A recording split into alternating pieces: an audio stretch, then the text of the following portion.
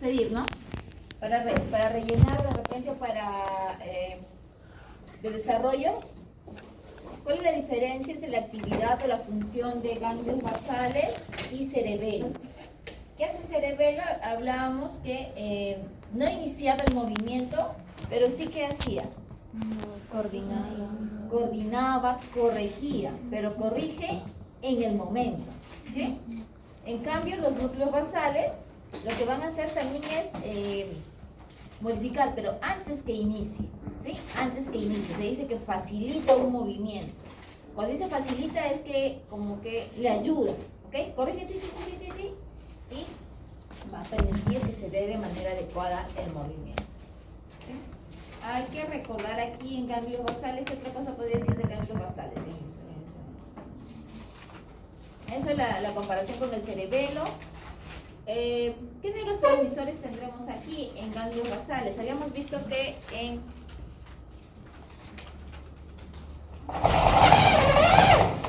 ¿Se ve?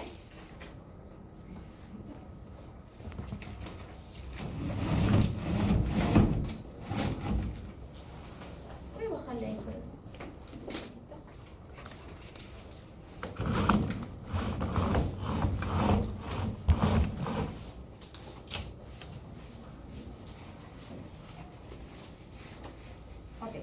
En ganglios basales vamos a tener algunos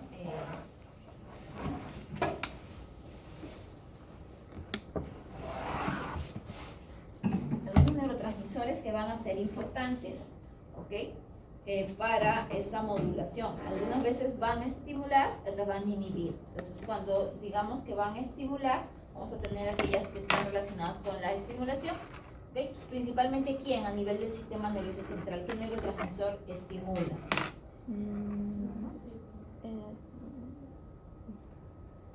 Glutamato, ¿no?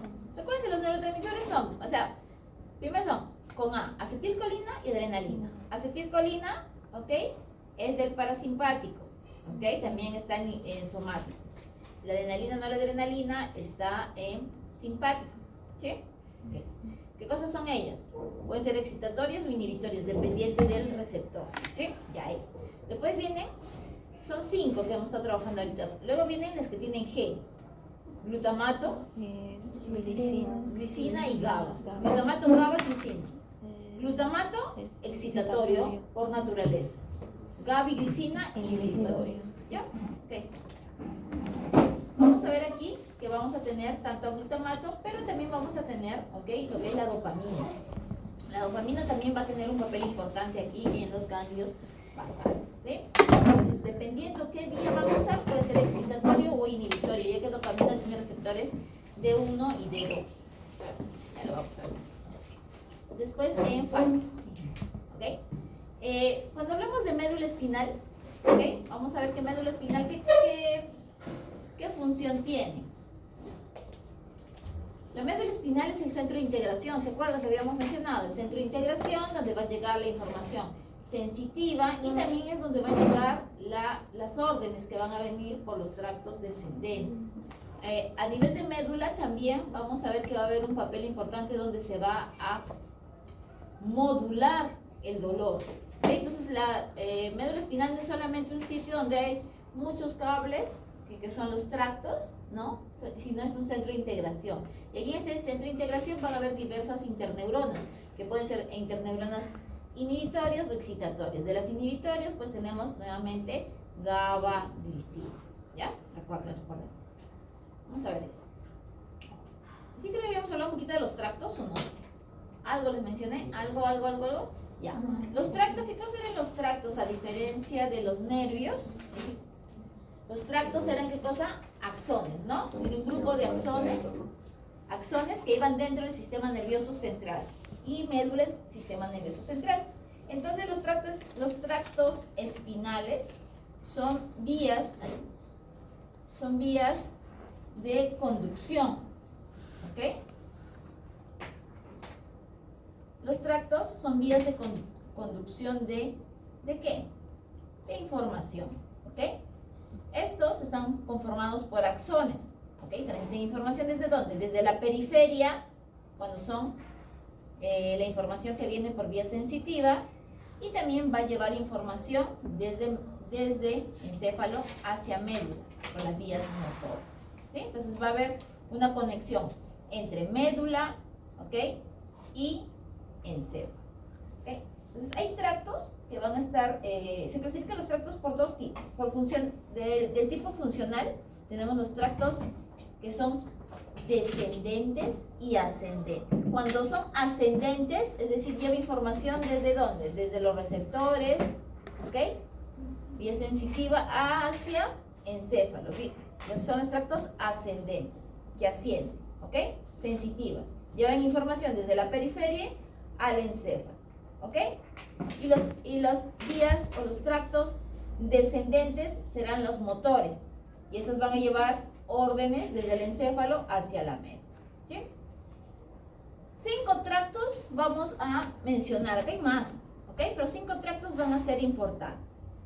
Uno de los principales, para que recuerden, los tractos tienen nombres desde donde nacen hacia donde van, ¿ok? Entonces, vamos a hablar de uno de los tractos más importantes y que lo vamos a usar también bastante en fármaco, ¿ok? Que es el tracto espinotalámico. Si es el tracto espinotalámico, ¿de dónde nacerá? En la médula y llegará hacia tálamo. ¿Y por qué en tálamo? Decíamos que el tálamo era el lugar donde llegaba toda la parte sensitiva, ¿no? Él discriminaba quién entraba, cuánto entraba, cuánto, ¿ok? Entonces vamos a tener nuestro primer tracto, que es el espinotalámico. ¿Dónde está mi espinotalámico? Espinotalámico debe estar por aquí. Acá está. Espinotalámico, ¿ok? El espinotalámico está en la parte ventral, casi ventrolateral, ¿sí? Aquí está. ¿De qué se encarga el tracto espinotalámico? ¿Cuál es la función? Aquí dice, mire. Su función es, ¿qué cosa? Es sensitivo, recuerde. Entonces su función va a ser transmitir, ¿qué cosa? Las sensaciones de dolor, temperatura y tacto grosero, se dice, o tacto crudo, acá de touch, ¿no? Crude touch, ¿ok? ¿Sí? Entonces, este es importante para el dolor. Cuando ustedes manejan, por ejemplo, anestesia, analgesia, es importante este tracto, ¿ok? Importantísimo. Entonces, vamos a ver que este tracto, recuerden que la médula es así, ¿no? Es como un tubo. Por lo general, ¿ok? Muchas veces estos tractos van a irse a la parte, digamos, contralateral. Puede empezar aquí, llegan, recuerden, llega la señal sensitiva por el asta dorsal, hace sinapsis, y aquí puede decusar al otro lado, ¿sí? Cuando decimos decusa, ¿qué cosa quiere decir? Que va a cruzar, ¿ok? Entonces, aquí cuando viene, ¿ok? El estímulo nocivo va a llegar por el asta dorsal y aquí exactamente va a decusar en la misma médula. Y por el lado contralateral es que va a ascender hacia encéfalo, en este caso hacia tálamo, ¿sí? Entonces, si es que por A o B se daña este tracto, ¿dónde veríamos que no hay sensación de dolor? Por ejemplo, ya, si yo no siento sensación así de dolor aquí en la mano derecha, por ejemplo, digamos, entonces el tracto espinotalámico, el derecho o el izquierdo estaría alterado. Recuerden, no siento pero cuando lleva la información, decusa, claro, el izquierdo es el que estaría alterado. Claro, porque recuerden, decusa, cruza inmediatamente en médula al otro lado. Si estaría alterado el derecho, ¿qué pasaría? El izquierdo. Entonces, ¿para qué les sirve? ¿Por qué les estoy hablando de los tractos? Porque esto les va a servir cuando ustedes trabajen de repente en la parte de neurología en animales menores. Entonces, les va a servir para que ustedes identifiquen qué lesión, ¿ok? O en qué tracto está alterado, porque cuando hablamos de médula, no es que todos los signos estén relacionados con la alteración de la médula completa, sino es de un tracto. Entonces, cada signo te va a decir qué tracto va a estar alterado. ¿Sí? ¿Está bien? Ya. ¿Qué cosa más no sentiría si estaría alterado este tracto espinotalámico? Temperatura tampoco, no siento temperatura. Nunca he visto a nadie, tampoco el perrito nos va a decir, ¿ok? Pero en dolor sí se puede evaluar, ¿ok? Y se evalúa dolor superficial y dolor profundo que vamos a ver más adelante, ¿ok? Otro tracto importante es este de aquí. Este de aquí se conoce como las columnas dorsales, ¿ok? Mira, vean, columnas dorsales. Las columnas dorsales, ¿ok? Están constituidos por estos fascículos, por el fascículo gracilis y por el cuneatus, ¿sí? Entonces, ¿qué va? O cuneatus o cuneiforme también le pueden decir. Entonces, ¿cuál será la función de este tracto? Aquí lo dice, es el tacto fino, ¿qué más? Y la propiocepción de tipo consciente, ¿ok? Propiocepción consciente. ¿Qué quiere decir? Cuando hablamos de la propiocepción, que vamos a ver un poquito más adelante, nos habla acerca de la parte del sistema sensorial que informa a el encéfalo, ¿qué cosa? La posición, ¿ok? Cómo se mueve el organismo sin necesidad de yo ver. Si yo no veo, yo sé que estoy sentada, yo sé que ahorita estoy hablando, yo sé que mis manos están tapando mis ojos. ¿Por qué? Por la propiocepción, ¿ok? Entonces existe una propiocepción consciente que llega a corteza y existe una propiocepción corteza a la corteza somatosensorial, y hay una propiocepción que va a ser inconsciente que solamente se encarga, ¿sí? Entonces, esto va a ser importante. ¿Cómo recorre este tracto? Se dice que recorre ipsilateralmente. Ese es el término que van a encontrar. Ipsilateral. ¿Qué quiere decir ipsilateral? Ipsi en el mismo lado, ¿ok? En el mismo lado. Entonces, ingresa por el lado derecho, ¿no? Por el asta dorsal, sinapsis, y sube, asciende hacia, ¿dónde? Hacia el fascículo gracilis o el cuneiforme, y sigue de la misma manera, sigue, ¿hasta dónde? Hasta el bulbo. En el bulbo recién cruza, ¿ok? Entonces, una alteración, digamos que no sienta, por ejemplo, lo que es la presión, ¿ok? Va a ser siempre del mismo lado, ¿sí? No como en el lado del espinotalámico, que era, ¿okay? ¿Por qué era la diferencia? Porque le cruzaba en misma médula, ¿sí? Ya. ¿Qué más? ¿Qué pasará si se altera este tracto? ¿Qué signo veríamos?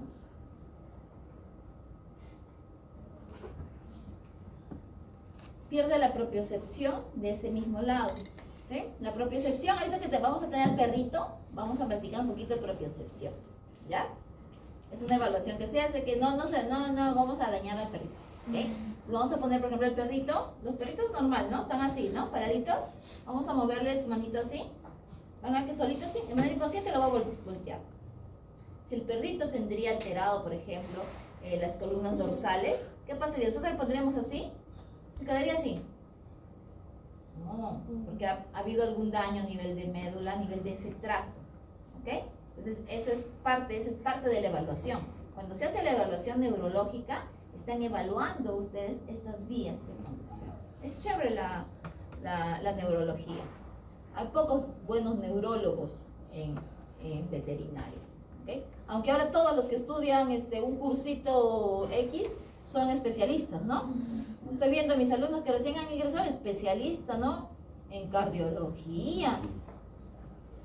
Que no les quito mérito, pero cuando se hace la especialidad, se hace un tiempo determinado en alguna institución avalada, ¿ok? No es un curso que tomo de manera virtual por cualquier...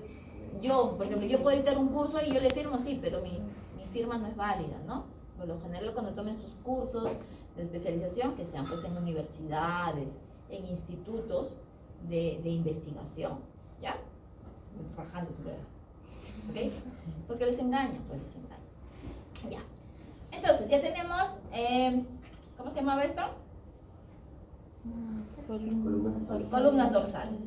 Y vamos a hablar uno más que va a ser los espinos cerebelosos. Los espinos cerebelosos, su nombre lo dice. ¿De dónde a dónde va a ir? De la médula hacia cerebelo. ¿Y cerebelo de qué se encargaba? La coordinación. Coordinación. Entonces, mire, va a ser este, ¿ok? Espinos cerebelosos, miren, acá está. ¿Cuál es su posición? Lateral, medio lateral, ¿sí? Son estos. ¿De qué se encarga el espino cerebeloso? Propiocepción inconsciente. Propiocepción inconsciente es por ejemplo la del perrito, ¿sí? Lo vamos a ver. Ni cuenta se da, propiocepción inconsciente. ¿Sí? ¿Cuál podría ser propiocepción consciente? Cuando ustedes se dan cuenta que están sentados así, por ejemplo, postura, y se dan cuenta que están todos encorvados. Uy, se levantan, ¿no? Sí. ¿Ya? Okay. Aquí vamos a ver que en este tracto espinocerebelar, lo que va a llevar información es información de la coordinación de tipo motor, ¿sí? ¿Qué pasaría si hay una alteración? No, bueno, en el caso de un animal no tendría buena coordinación, no podría pararse bien sobre sus propios. Como es motora, como lleva información motora, ¿qué va a pasar? Va a haber, lo que menciona su compañera está bien, pero eso se conoce como una ataxia. Ajá, ¿Ya? Ataxia. ¿Va a haber pérdida de la fuerza muscular? No. ¿Ya? No. ¿Ok? Ya. Estos tres, recuerden que son ascendentes, ¿ok? Entonces son sensitivos. Ahora vamos a ver, aquí mismo, porque más adelante también está, vamos a ver los que son descendentes. ¿Los descendentes cómo eran? ¿Se acuerdan? Los ascendentes eran sensitivos, llevaban información, ¿sí? De los receptores, todo. ¿Y los descendentes cómo eran? Motores. En los motores vamos a tener dos grupos, los piramidales y los extrapiramidales. ¿Ok? Entonces, aquí en los piramidales vamos a ver que se van a encargar del movimiento voluntario. ¿Ok? El control consciente. ¿Ok? La vía piramidal, ¿dónde está mi piramidal? Córtico espinal, tórtico espinal. Estos son extrapiramidales.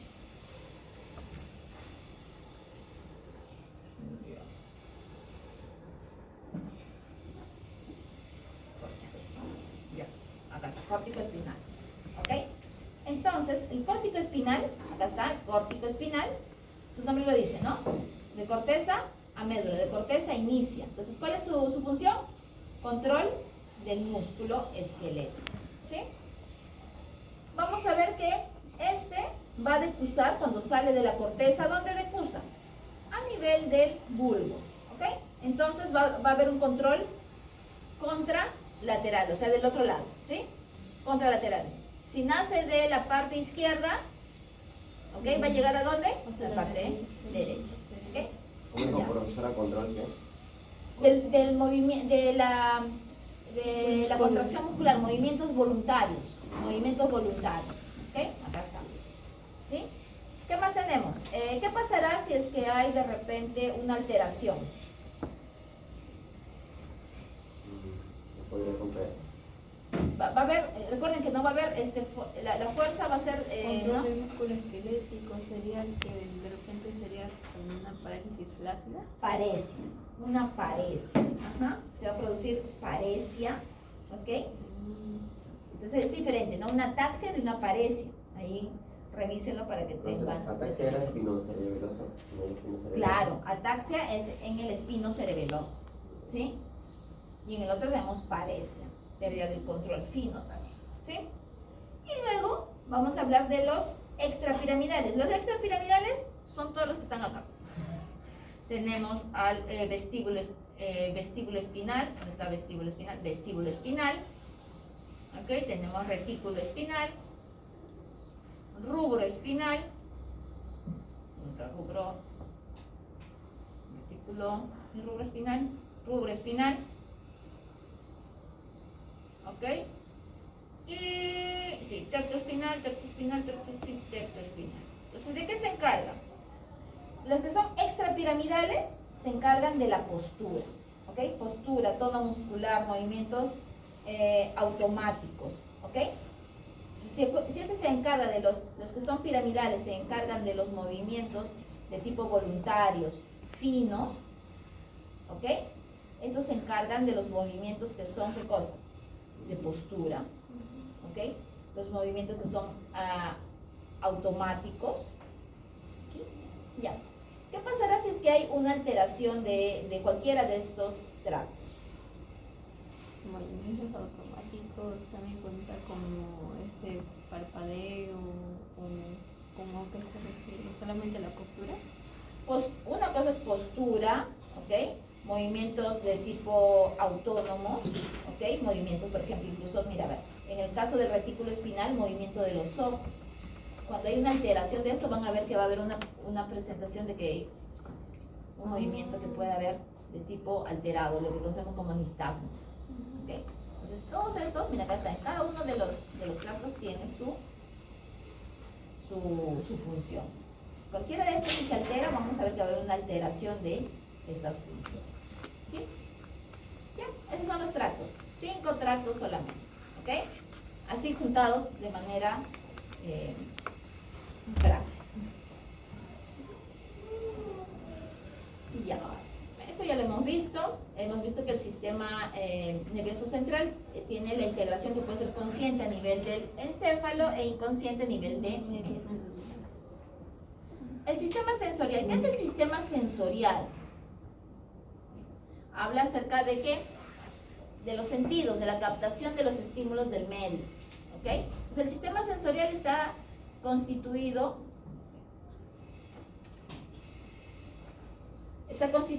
¿por qué? Por receptores, por vías sensitivas, centro de integración.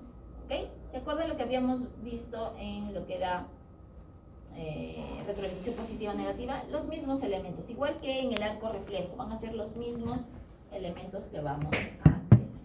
¿Sí?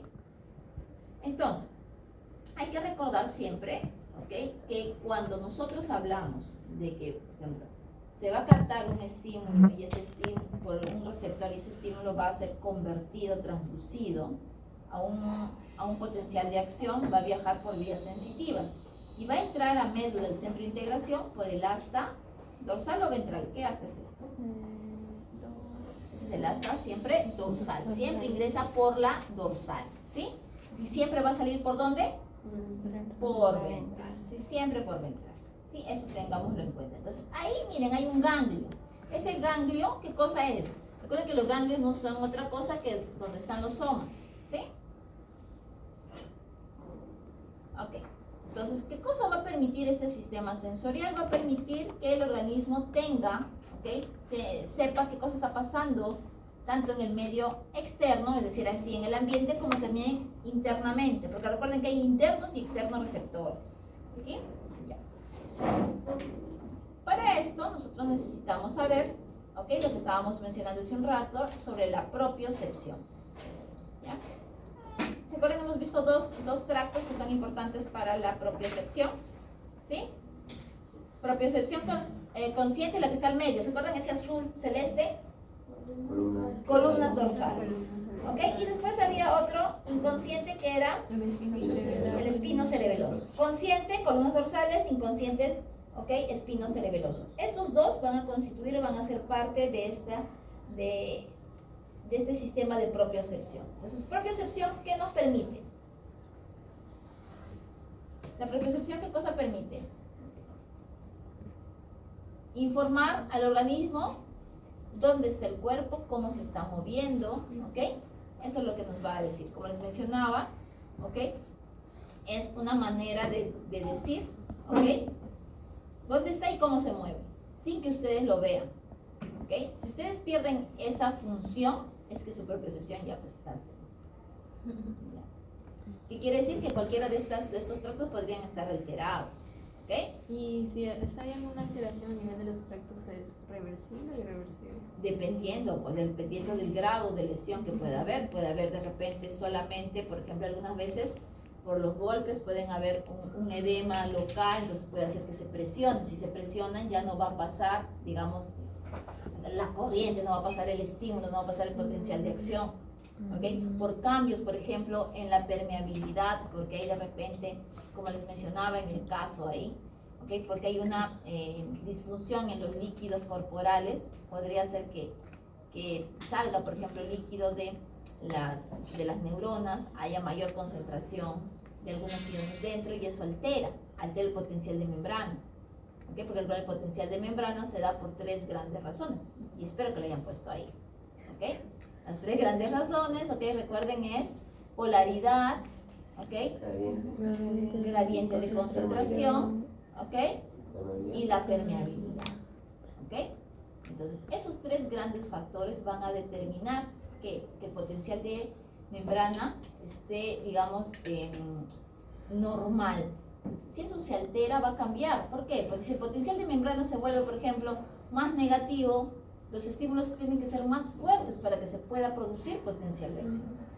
¿Okay? Entonces, muchas veces las alteraciones que van a haber a nivel de médula tienen que ver, es decir, que es una inflamación, un golpe, o de repente si hay presión de algún disco porque hay una hernia, yo qué sé, eso se va a trabajar para bajar lo que es la presión que puede haber y después ver el daño que puede ocasionar, que puede haber. Entonces recuerden que los tractos no es solamente un axón, ¿ok? No es uno gigante, sino es un grupo de axones.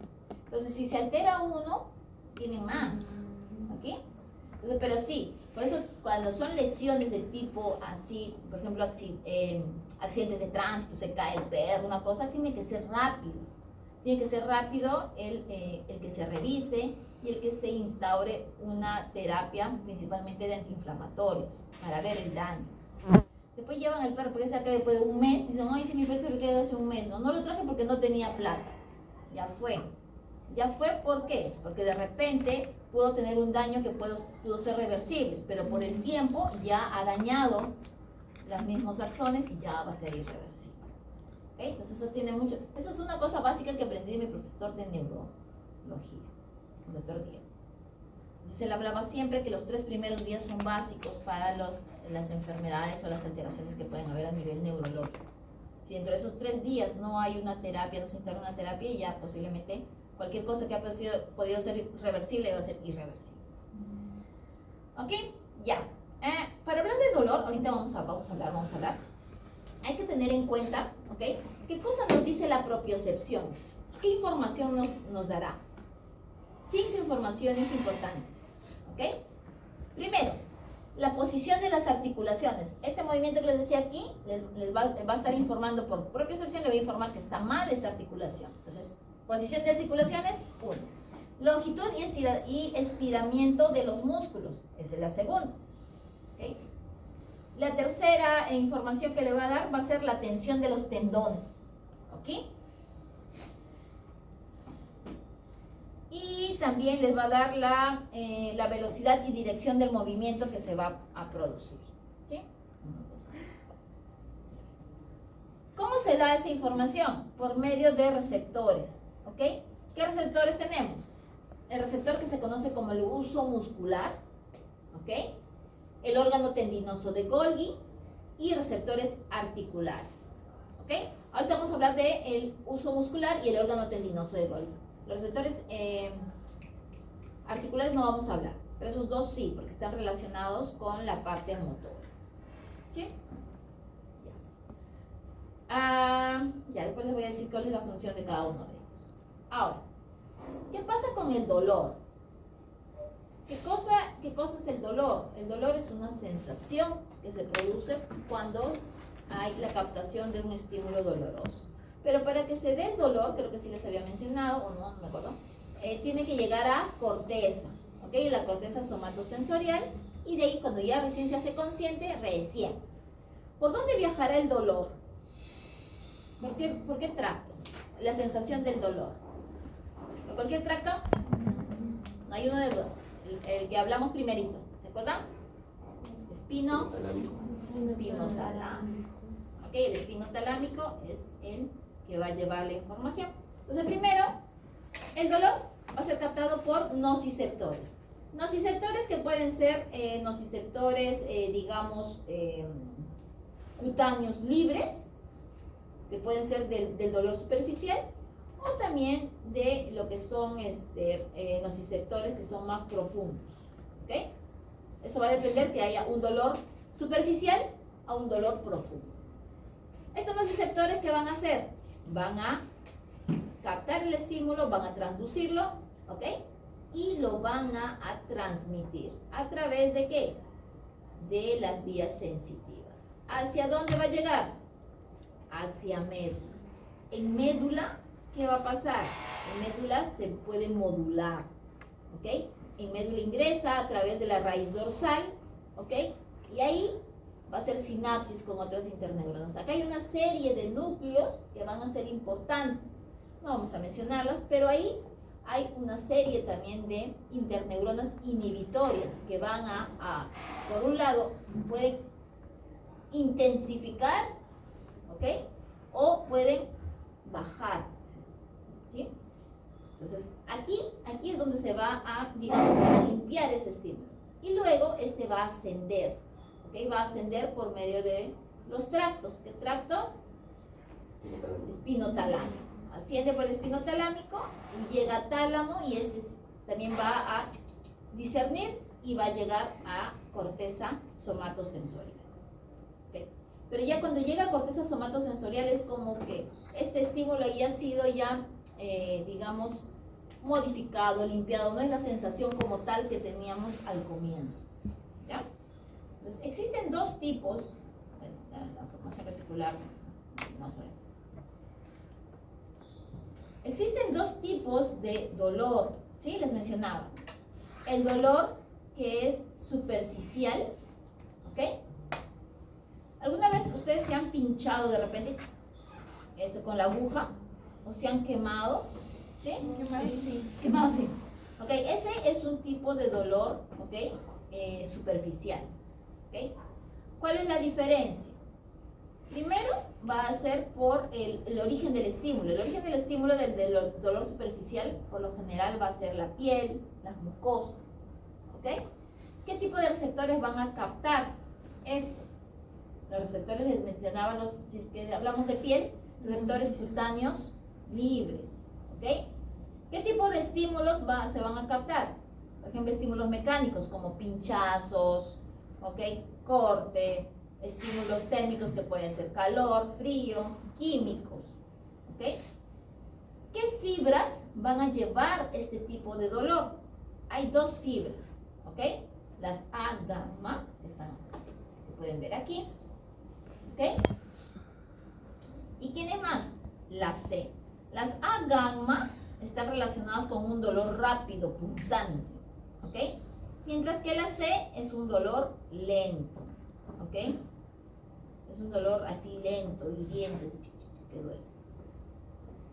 ¿Qué característica tenemos respecto al dolor superficial? ¿Qué pueden decir ustedes respecto al dolor superficial? ¿Cómo es? ¿Está bien localizado? ¿Ustedes saben cuando se queman? ¿Ustedes saben dónde se han quemado? Sí, claro. Entonces, una característica es bien localizado, ¿ok? Y bien se quema. ¿Se produce la sensación de dolor? Sí. De inicio rápido. Bien localizado, de inicio rápido, ¿ok?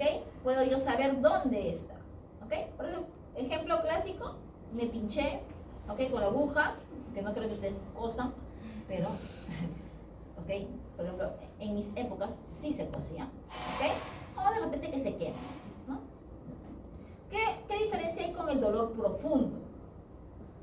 ¿Qué pasa con el dolor profundo? Si habíamos visto que el origen del estímulo era en el dolor superficial de piel y mucosas, ¿dónde será el dolor profundo? Aquí está. Estos son de dolor profundo. Va a estar a nivel de músculo, a nivel de tendones, a nivel de articulaciones, ¿ok? ¿Qué más? Huesos. Ay, el dolor de cuando te chancas acá la canilla, ay, qué dolor, ¿sí o no? ¿Sí? Dolor profundo. ¿Dónde más? Vísceras, ¿ok? Vísceras profundas. ¿Cuál va a ser el tipo de estímulo? Que se estire, por ejemplo, un estiro excesivo de los músculos, del tendón, de una isquemia, una inflamación, de repente espasmos musculares, ¿ok? ¿Quiénes van a captar? Nociceptores también, pero ¿qué nociceptores? Profundos, se menciona, profundos, ¿ok? ¿Qué fibras van a llevar esta información? Principalmente las fibras C, principalmente. Hay algunas, ¿ok? En menor proporción van a ser las A gamma, ¿sí? Pero principalmente va a ser la C, ¿sí? Principalmente. Si el dolor superficial era bien localizado, ¿cómo será el dolor profundo? Mal localizado, ¿ok? Va a ser también un dolor profundo, preciso. Se dice sordo porque a veces no sabes dónde está, o sea, es un dolor así como chiquito, pero te molesta, ¿sí? ¿Qué más vamos a hablar? Que a veces se relaciona mucho con lo que son los reflejos viscerales. Por ejemplo, cuando hablamos de del cólico abdominal, ¿sí? Después también, por ejemplo, el dolor óseo. El dolor óseo dice que es uno de los dolores más fuertes que hay, ¿sí? Ahora, ¿por qué creen ustedes que el dolor profundo, ¿ok? Como que no se puede discriminar, no se puede saber dónde está produciéndose? ¿Habrá alguna explicación?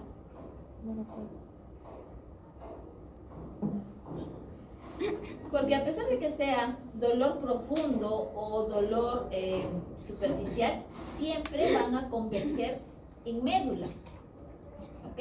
Y como convergen en médula ambos tipos de dolores, ¿ok? Se dice que por eso es no es fácil diferenciarlos o puntualizar dónde está, ¿ya? Hay algo que acá también me he olvidado mencionarles, que ahorita cuando estaba viendo las fibras A, beta, ¿ok? Me acordé. Ustedes, cuando les mencionaba que en médula, ¿ok? Se va a dar lo que es la modulación, ustedes deben recordar que existe, cuando ustedes se chancaban cuando eran chiquititos, ¿qué les decían? ¿Chancaban qué te decían? Ya, ¿por qué creen que se soba? Eso tiene también una explicación fisiológica. ¿O qué te decían? Sana, colita de rana, ¿sí? Sobaban. ¿Por qué creen que les sobaban? ¿Es psicológico? No, es fisiológico. ¿Ok? ¿Por qué?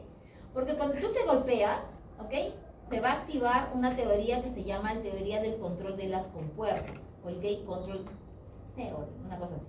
Entonces, ¿qué pasa? Tú te golpeas, ¡au! ¿No? Y cuando tú empiezas a sobar, se van a activar o va a llevar la información por las fibras A beta. Esas fibras A beta activan, ¿ok? Interneuronas inhibitorias, que digamos que bloquea la puerta de paso del dolor nociceptivo. ¿Ok? Entonces, tú te chancas y tú te sobas, ese sobarse hace que el paso de aquí, para que vaya hacia corteza, se bloquee. Por eso es que, sí, ustedes cuando se chancan y se soban, sienten que el dolor baja, sí. ¿Sí? ¿Es psicológico? No, tiene una respuesta fisiológica. Ahora háganle a sus novios, ¿sí? A sus cracks, sus salientes, háganle eso, ¿no? Para que, ¿no? Pero no muy fuerte, ¿ya? Entonces, eso se llama el control de compuertas, ¿sí?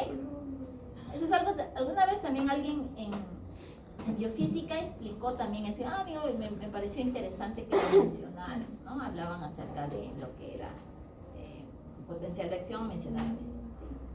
Por eso me acordé acá de las A beta, ¿ya? Las A beta, por eso las A beta son las que van a captar esa sobadita y van a inhibir la compuerta de transmisión del dolor nociceptivo. ¿Sí? ¿Ya? ¿Ve? Por eso las mamás, el conocimiento antiguo, ¿okay? Empírico, ¿sí entiende? Entonces, a alguien se le habrá ocurrido, pues, ¿no? Investigar eso. Por eso que sabemos. Dolor profundo, ¿cómo que sería un ejemplo? Dolor profundo, tu cólico abdominal. Cuando tienes dolor articular, dolor profundo. ¿Okay? Un dolor profundo es principalmente el que va a ser llevado por las fibras C. Y acá están. ¿Sí? Las fibras C van a llevar la información. Entonces, las fibras C, recuerden, no sé si ustedes recuerdan, las fibras C son fibras delgadas y que están sin mielina. Entonces van a llevar la información lentamente. ¿Ok? Y esa es la vía sensitiva, o sea, ¿cómo la van a llevar? Ya aquí a nivel medular es cuando se va a incrementar o inhibir. Entonces, ¿para qué es importante hablar de el mecanismo del dolor o de la percepción del dolor? Para que ustedes lo trabajen a nivel, por ejemplo, de fármaco, cuando trabajen en qué paso yo podría inhibir el dolor. Entonces puede usar aquí los AINES, los anestésicos regionales, ¿okay?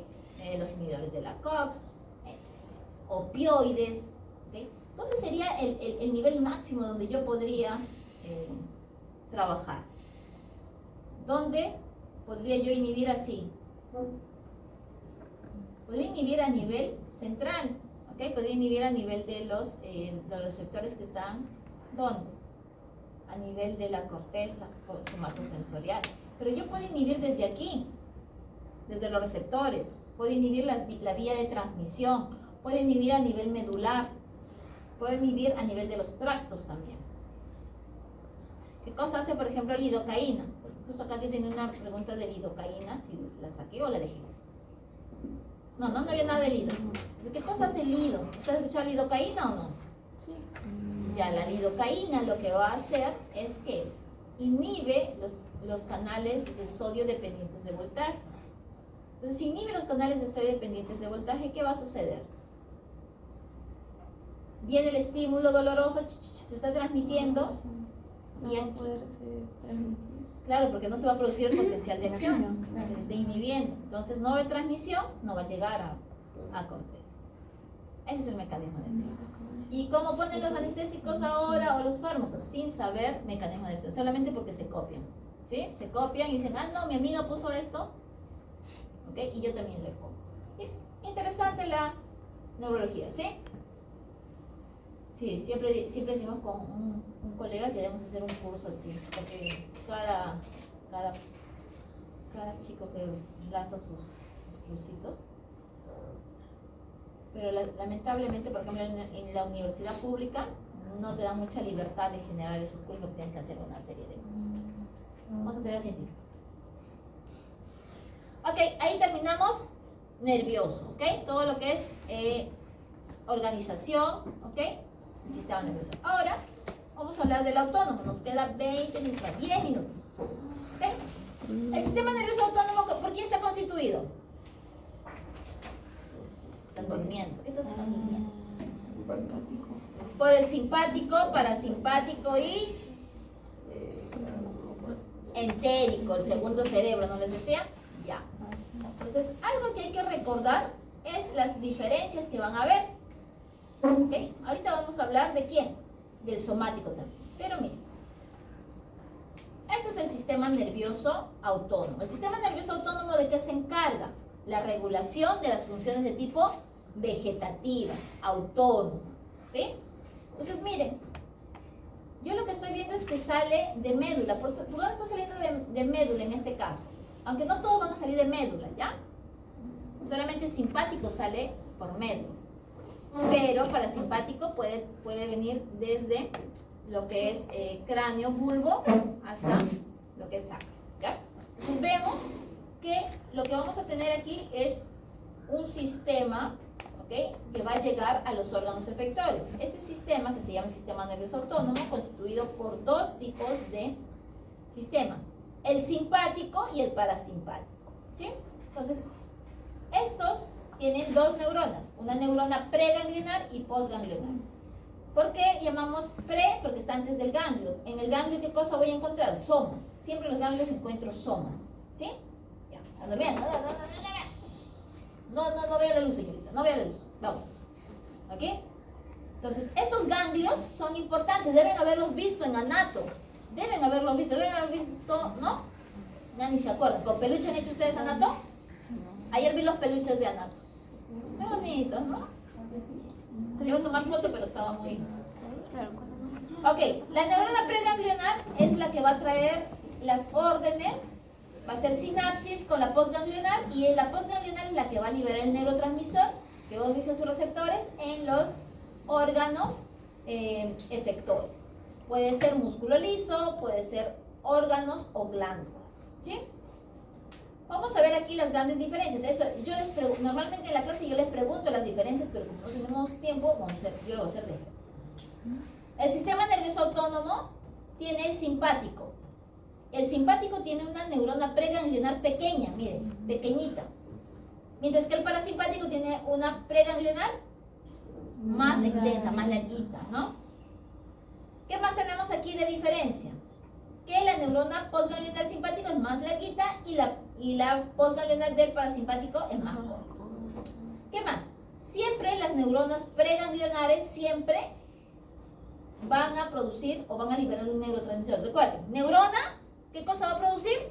Neurotransmisor. Porque si no, no se va a poder comunicar, ¿sí? No se olviden, si ven una neurona, tiene que producir algún neurotransmisor.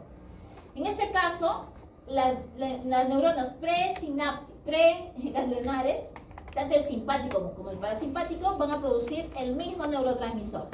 Y va a ser la acetilcolina. No se vayan a olvidar, acetilcolina, ¿ya? En la neurona postganglionar tiene que haber receptores, ¿o no? Porque si hay neurotransmisor, tiene que haber receptor. Obvio. ¿Qué tipo de receptores habrá aquí en la neurona postganglionar? Acetilcolina no tiene mucha opción. O es nicotínico o es muscarínico. Ustedes recordar, hay una lámina donde decía nicotínicos que había en sistema nervioso central, en ganglios y en músculo. ¿Ok? ¿Esto es músculo? No. ¿Este es un ganglio? Este es un ganglio. Aquí los receptores son nicotínicos. ¿Ok? ¿Y qué tipo de neurotransmisor producirá entonces la neurona postganglionar en el caso del simpático? ¿Qué neurotransmisor produce la neurona postganglionar en el caso del simpático? El simpático, recuerden, siempre les decía simpático, cuando ustedes ven un chico, chica o no sé, ¿okay? Algo que les descuadra, lo que va a pasar es que van a empezar a producir unas manifestaciones de manera involuntaria. Tú no quieres, pero se manifiesta. ¿Qué cosa? Incrementa tu frecuencia cardíaca, empiezas a sudar, te pones roja, ¿ok? Entonces, esas manifestaciones se dan ¿por qué? Porque se activa el simpático. Se está dando cuenta tu cuerpo que tú estás en una situación, entre comillas, de peligro. Una adrenalina. Claro. Entonces, el sistema nervioso simpático se activa ¿por qué? Porque la neurona postganglionar está liberando ¿qué cosa? Adrenalina o noradrenalina. ¿Sí? Se liberan estos y ¿qué ¿a dónde van a ir? Van a ir a su receptor a nivel del corazón, a nivel del núcleo del nodo sinusal. ¿Y qué va a pasar con el corazón? Taquicardia. ¿Ok? ¿A dónde va a llegar también? Va a llegar a lo que son